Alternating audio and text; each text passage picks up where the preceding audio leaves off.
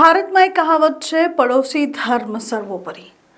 એટલે કે આપણે ક્યાં પણ રહેતા હોય પણ આપણા પડોશી જ આપણા પહેલા પરિવાર છે તેવું આપણે માનીએ છીએ।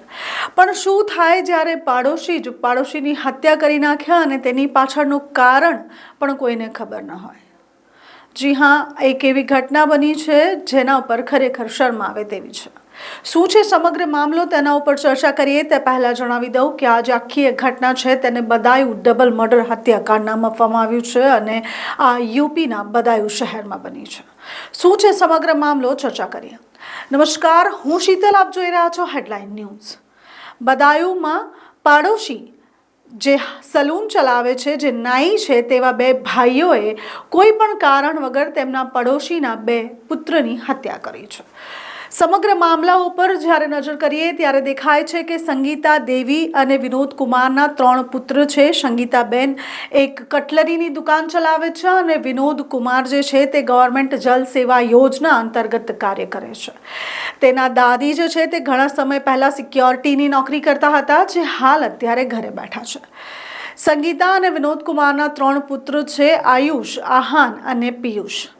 પિયુષ, આયુષ અને આહાન ત્રણે ભાઈઓ છે અને તેઓ એકબીજા સાથે હંમેશા હસતા રમતા રહેતા હોય છે। સંગીતા પોતે કટલરીનો બિઝનેસ કરે છે અને તેની જ લાઇનમાં નાઈનું કામ કરતા એટલે કે વાળંદનું કામ કરતા હેર સલૂન ચલાવતા જાવેદ અને તેનો ભાઈ સાજિદ બંને એ લોકો સાથે એકબીજા સાથે હળીમળીને રહેતા હોય છે। પણ એક દિવસ એકાએક કંઈક કારણ બને છે અને આ બંને ભાઈ જે છે સંગીતાના ઘરે પહોંચે છે। તે પહોંચતાની સાથે કહે છે કે મને ક્લચર જોઈએ છે અને ક્લચરના કેટલા રૂપિયા થશે। સંગીતા તેઓને ક્લચર આપીને 45 રૂપિયા ગણે છે અને તે 5 રૂપિયા છૂટા આપીને કહે છે કે તમે પડોશી છો એટલે તમારી સાથે હું નફો નથી લઈ રહી। તેઓ પહેલેથી જ એકબીજાને ઓળખતા હતા એટલે સંગીતાને કંઈ પણ અસહજતા થઈ નહીં અને તેને સાજિદ અને નાવેદ સાથે સહજતાથી વાત કરી। તેની સાથે સાજિદ કહે છે કે તમારા સાથે એક વાત કરવી છે, મને તમારા પાસેથી કંઈક મદદ જોઈએ છે। સંગીતા પડોશી ધર્મ નિભાવે છે અને સાજિદ અને નાવેદને બેસવાનું કહીને તેની માટે ચા બનાવે છે અને તેની વાત સાંભળવાની તૈયારી દાખવે છે। સાજિદ કહે છે મારી પત્ની હોસ્પિટલમાં છે, તેને ડિલિવરી થવાની છે, જેથી કરીને મને 5000 રૂપિયાની જરૂર છે। સંગીતા તેના પતિને ફોન લગાવે છે, પતિ હા પાડે છે અને પડોશી ધર્મ નિભાવતા સંગીતા જે છે તે 5000 રૂપિયા લેવા માટે જાય છે। તે જ સમયે નાવેદ અને સાજિદ બંને તેના 3 પુત્રને લઈને અગાશી પર જાય છે। જેઓની દુકાન નીચે હોય છે અને ઘર ઉપર હોય છે એટલે સ્વાભાવિક વાત છે કે ઘરમાંથી જ અગાસીનો રસ્તો હોય એટલે બંને ભાઈ આ 3 નાના બાળકોને લઈને અગાશી પર જાય છે। તેમાંથી તે પિયુષ જે છે તેને ગુટકા લેવા માટે મોકલે છે, આયુષ જે છે તેને પાણી લેવા મોકલે છે અને સૌથી મોટો જે પુત્ર છે આહાન તેની સાથે વાત કરે છે। ત્યાં જ તે ખિસ્સામાંથી ચપ્પુ કાઢે છે અને ઘા ઝીંકવાનું ચાલુ કરે છે। તેવામાં નીચે પાણી લેવા ગયેલો આયુષ તરત પાછો ફરે છે અને આયુષ નરી આંખે પોતાના ભાઈનું આ હત્યાકાંડ જોવે છે। તે જ સમયે સાજિદ જે છે તે આયુષને પણ મારવાનું શરૂ કરે છે અને ચપ્પુના ઘા ઝીંકીને આયુષ અને આહાન બંનેની હત્યા કરે છે। તેવામાં જ ત્રીજો ભાઈ આવી ચડે છે અને તે જોવે છે કે બંને ભાઈ મરી ચૂક્યા છે। સાજિદ તેની પણ પાછળ ભાગે છે, પણ પિયુષ આનંદ ફાનંદમાં દોડીને પોતાના પરિવાર સાથે મહોલ્લાના લોકોને કહી ચૂકે છે કે આ રીતે ઉપર છત પર હત્યા થઈ છે। પરિવાર આખું એ દોડીને જવાની તૈયારી કરે છે। ત્યાં તો હાથમાં મોટો છરો લઈને સાજિદ લહુવાળો છરો લઈને અગાશી પરથી નીચે ઉતરે છે અને બધાને ધમકાવીને આગળ નીકળી જાય છે। તેની પાછળ તેનો ભાઈ પણ નીકળી આવે છે અને બંને ભાઈઓ ત્યાંથી પલાયન થઈ જાય છે।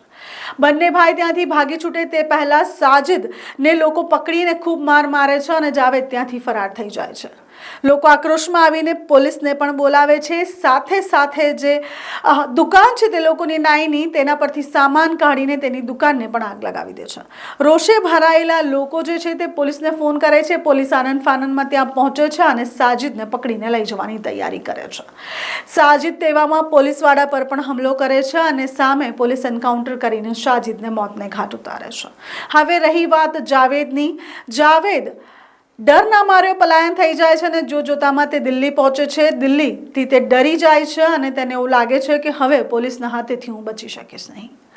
તે ફરી પાછો બરેલી પહોંચે છે. બરેલી જે બદાયુંની બાજુમાં જ અડીને આવેલું એક શહેર છે તે બરેલી પહોંચે છે અને બરેલીના એક નાનકડા પોલીસ સ્ટેશનમાં જઈને સરેન્ડર કરે છે.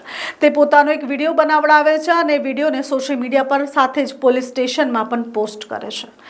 પોલીસ સાથે વાતચીત કરતા તે જણાવે છે કે મને ખબર નથી મારા ભાઈએ આ કામ કેમ કર્યું છે અને હું આ બધી વસ્તુથી અજાણ છું. તે પોતાનો પલ્લો ઝટકતો નજર આવે છે અને પોતાના ભાઈ ઉપર આખો ગુનો ઢોળતો નજર આવે છે. આ તમામ ઇન્સિડેન્ટમાં જ્યારે મા બાપ સાથે અને નાની સાથે વાત કરવામાં આવે છે ત્યારે તેઓ કહે છે કે પરિવાર સાથે કોઈ જ પણ જાતના એવા ખરાબ સંબંધો નથી. પાડોશી છે એટલે અમે એકબીજા સાથે સારી રીતે ઉઠતા બેસતા હતા, વાત કરતા હતા અને દરેક સાથે સારા સ્વભાવથી અમે રહેતા હતા. આ શા માટે તેને આ કૃત્ય કર્યું છે અને નાના બાળકોને મોતને ઘાટ ઉતાર્યા છે તે ખબર નથી. પોલીસે આગળની કાર્યવાહી હાથ ધરી છે. સાજિદને તો મોતને ઘાટ ઉતારી દીધો છે. જાવેદ જે છે તે પોલીસની ગિરફ્તમાં છે. હવે તેનાથી ખબર પડી શકે કે તેના ભાઈએ આ શા માટે કર્યું હશે. તેની સાથે સંગીતા દેવી એટલે કે આ બાળકોની માતા જે છે તેની તબિયત ખૂબ લથડી પડી છે અને તે પોતે હોસ્પિટલમાં છે. બંને બાળકોના પોસ્ટમોર્ટમ થઈ ચૂક્યા છે અને બંનેના અગ્નિ સંસ્કાર પણ કરી દેવામાં આવ્યા છે. પણ આખું એ બદાયું અને આખું એ યુપી જે છે તે આ બાળકો એટલે કે આહાન અને આયુષ માટે જસ્ટિસ માંગી રહ્યા છે. સાથે પિયુષને પણ ઘણા બધા ચપ્પુના ઘા વાગ્યા છે. તે પોતે હોસ્પિટલમાં છે અને અત્યારે સારવાર લઈ રહ્યો છે. યુપીના દરેક જગ્યાઓ પર અત્યારે આયુષ અને આહાનના જસ્ટિસની વાતો ચાલી રહી છે અને અત્યારે સોશિયલ મીડિયા પર આહાન અને આયુષના વિડીયોઝ જે છે તે ફરી રહ્યા છે. શું તમે આ હત્યાકાંડ વિશે જાણ્યું હતું? જો તમને લાગતું હોય કે કંઈક જૂની અદાવતમાં આ બંને બાળકોના માસૂમ બાળકોના મર્ડર કરી દેવામાં આવ્યા છે તો કમેન્ટ કરીને જરૂરથી જણાવશો. અને સતર્ક રહેવાની તમને ખૂબ જરૂર છે કારણ કે ગમે તેવું વ્યક્તિ હોય જ્યારે તે આવેશમાં આવી જાય ત્યારે તે કોઈ પણ પગલું લઈ શકે છે. એટલે સતર્ક રહેજો, સહજ રહેજો અને આસપાસ થતા ગુનાહોથી બચીને રહેજો. નમસ્કાર.